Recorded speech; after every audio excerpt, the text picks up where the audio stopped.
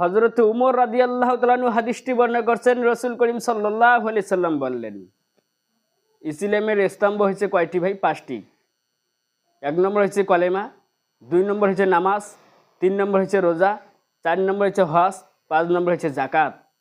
এই 5টি ভিত্তির মধ্যে যা আছে, যে ব্যক্তি ধরে রাখবে ওই ব্যক্তি ইসলাম, ওই ব্যক্তি হচ্ছে মুসলমান।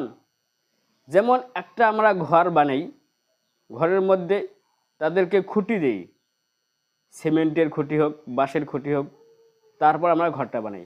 ঠিক মুসলমান হতে গেলে এই 5টি জিনিস থাকা দরকার। যাই এই 5টি ভিতরে, এই 5টি জিনিস যার ভিতরে নাই, সে ব্যক্তি মুসলমান নয়, সে ব্যক্তি ইমানদার নয়। যে মহান আল্লাহ পাক রব্বুল আলামিন প্রত্যেক মুসলমানদেরকে এই 5টি জিনিস থাকার তৌফিক দান করুক, আমিন।